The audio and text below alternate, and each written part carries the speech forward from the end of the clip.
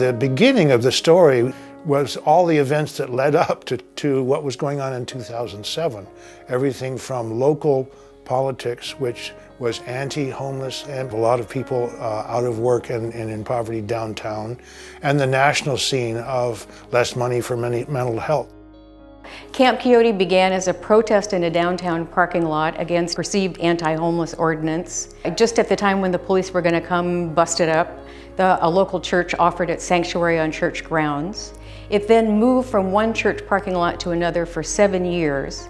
But the original founders of the camp had the vision and were on this quest to build Quixote Village.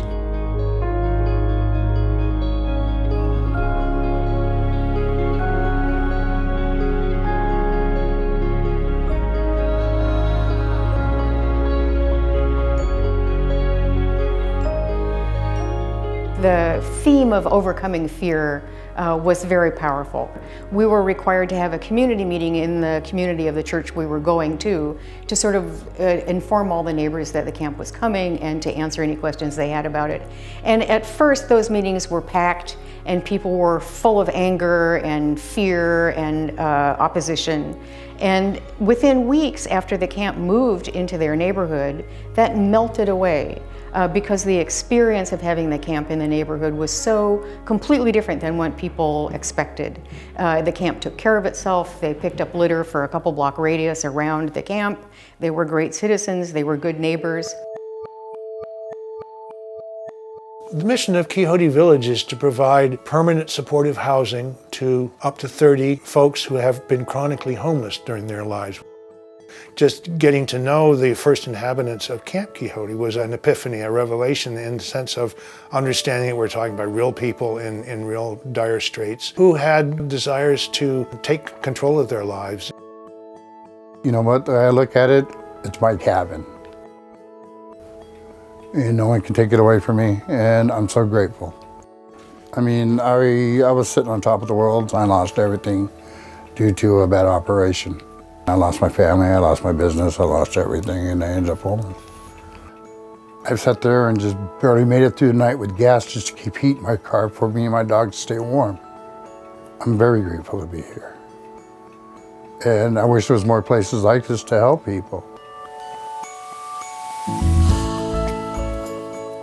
In the course of the long quest to build Quixote Village, we went to 1 million city council meetings, county commission meetings, testified before the state legislature, and everywhere we went with representatives of Panza and the churches and people who were homeless, residents of the camp.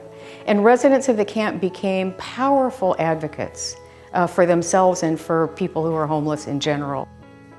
What we're seeing with Quixote Village, which we hadn't seen before in my experience, was not government coming up with solutions and not necessarily providers coming up with solutions. It was people experiencing homelessness themselves who were coming up with the solutions. I moved into Camp Quixote a year ago last August. From there I camped here, camped there. The main body of people here, I think, all wanted to strive for a very peaceful coexistence here. As we each got stronger in our role here as community leaders, as just people who want to live here, we seem to have an incredibly good mix of people that came here needing someplace to go. This was actually people that, on the street, not in a tent, sleeping in a doorway, sleeping in a car. They were very grateful to be here.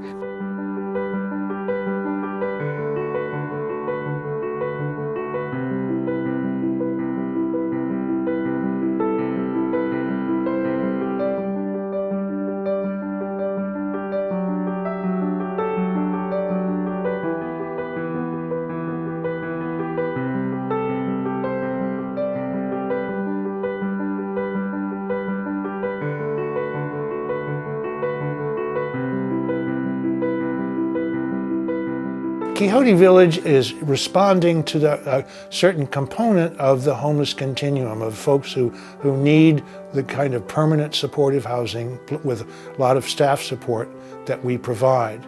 It's also shown the community that there are successful solutions on a small scale.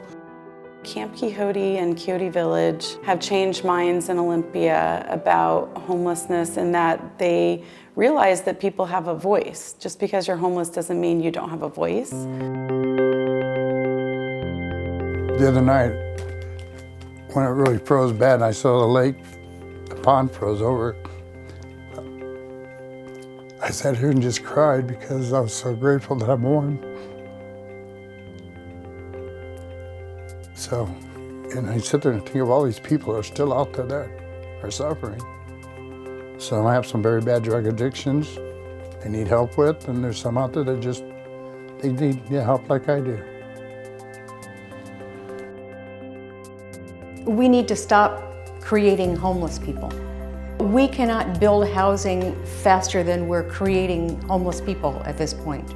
And when you look at the income inequality data for this country, it's a source of great shame to all of us that people work at minimum wage jobs and can't pay rent, that we drive people into such despair that we create mental illness, we create the conditions of despair that produce drug abuse and addiction, and we create generation after generation of homeless people in ever greater numbers. It's time to stop.